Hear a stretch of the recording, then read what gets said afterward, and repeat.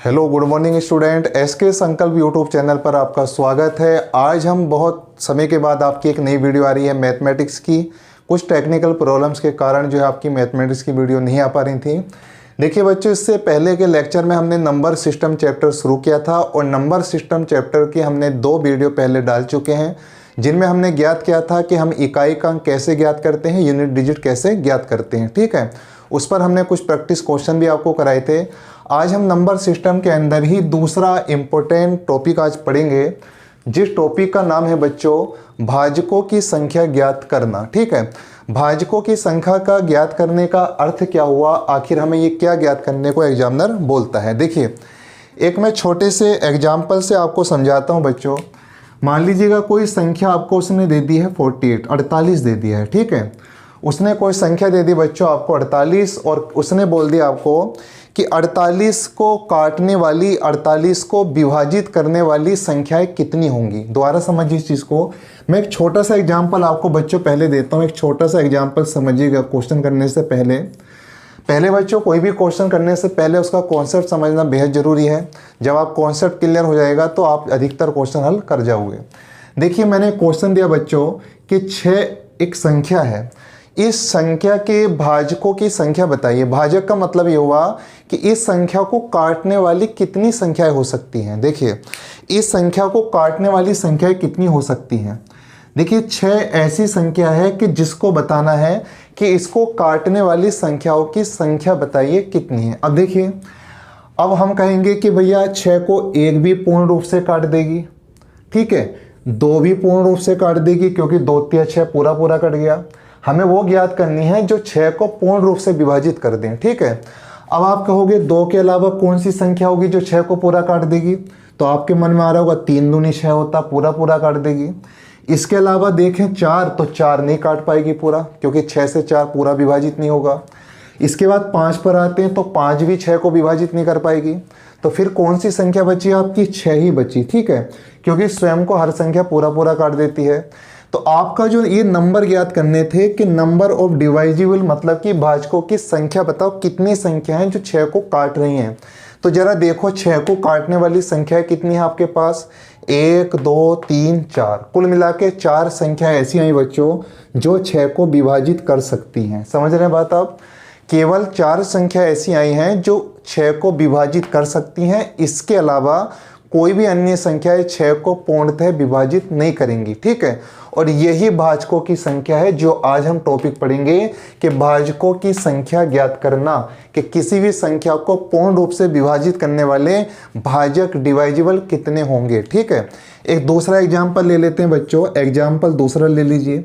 मान लीजिएगा कोई संख्या आपको दे दी उसने 8। ठीक है, अब वो कह रहा है क्वेश्चन लिखकर कि 8 को पूर्णतः विभाजित करने वाले भाजकों की संख्या कितनी होगी। जैसा कि टॉपिक में आपका 8 को कितनी संख्याएं काटेंगी, तो आप कहोगे 1 से कट जाएगा 8 पूरा, 2 से कट जाएगा क्योंकि 2 चौक 8 पूरा पूरा कट गया। 3 से काट कर देखें, 3 से नहीं कटेगा क्योंकि 3 तिया 9 या 3 दूनी 6, 8 नहीं आएगा कहीं भी।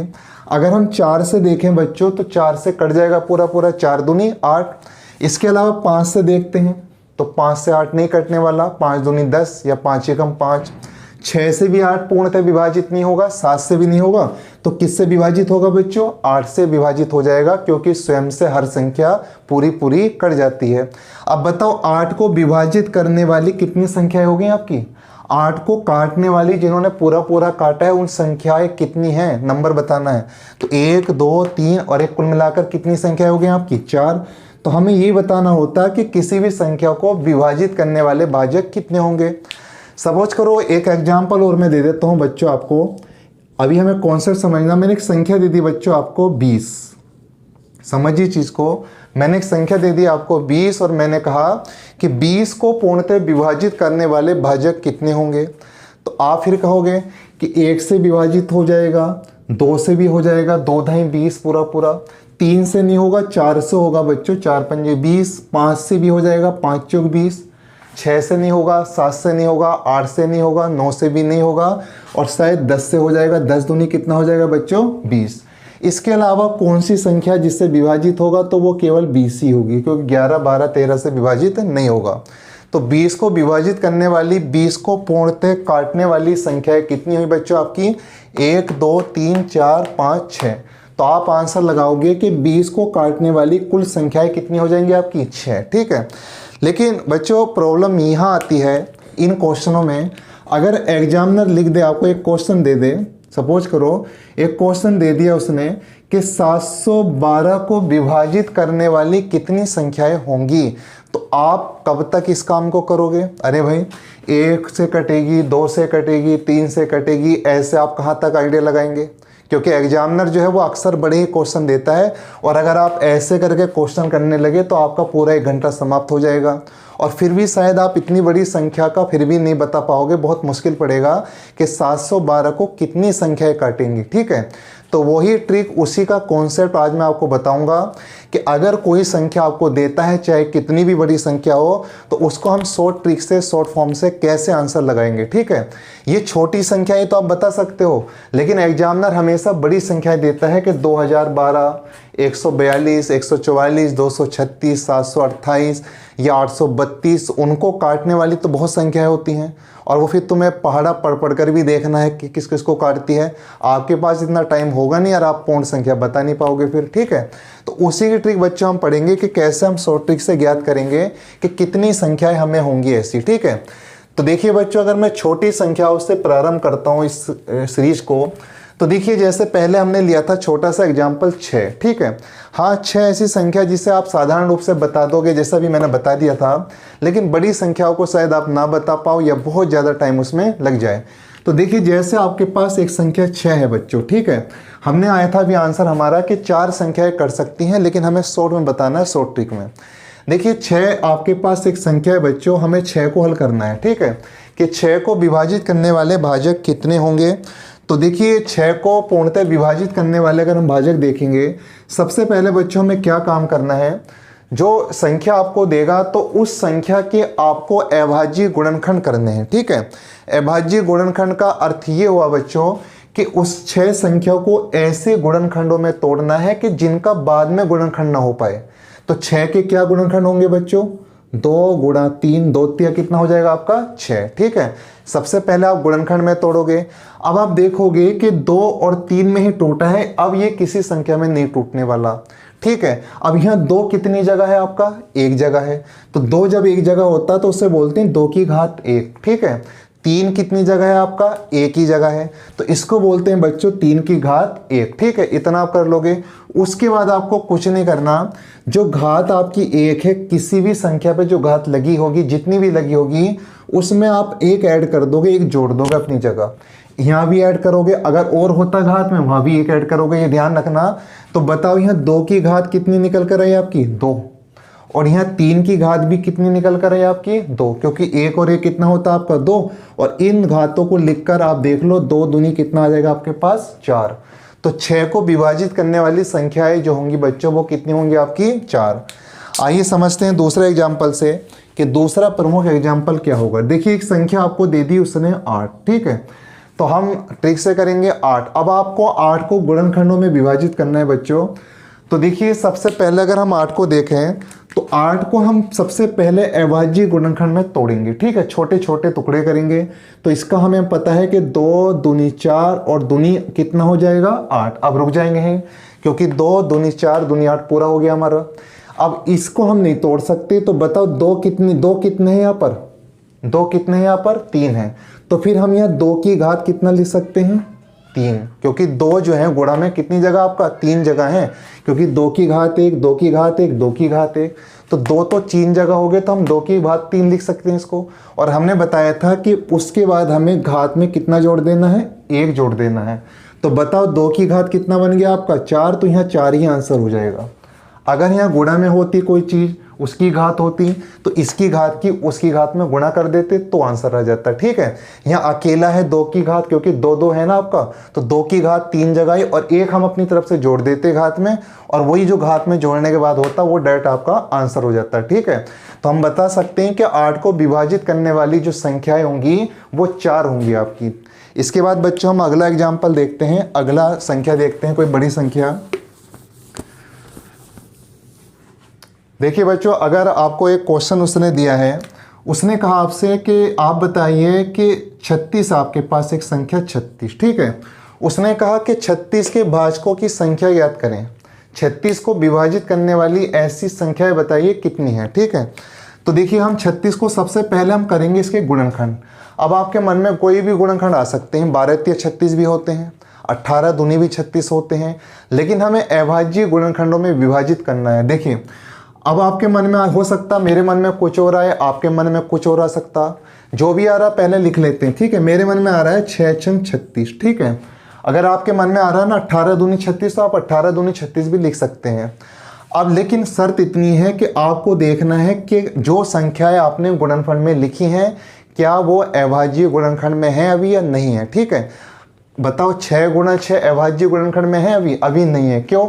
वो इसलिए नहीं है क्योंकि 6 के अभी गुणनखंड और हो सकते हैं, 6 के गुणनखंड और हो सकते हैं। हाँ, अगर यहाँ 2 होता या 3 होता तो वो संख्या नहीं टूट सकती थी गुणनफल में बाद में।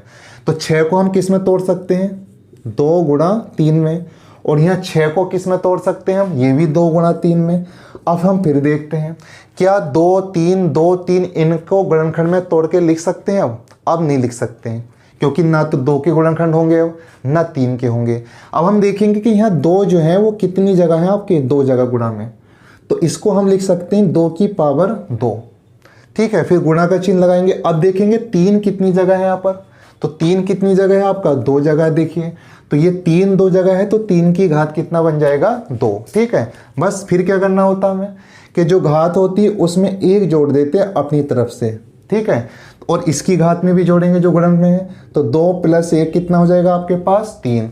तो भैया 3 ये आ गया आपका और 3 ये आ गया, घात को गुणा करेंगे, 2 और 1 3, 2 और 1 3 और 3 तिया कितना बन गया आपके पास? 9, ठीक है। तो ध्यान दीजिए 36 को काटने वाली कुल संख्याएं बच्चों 9 होंगी।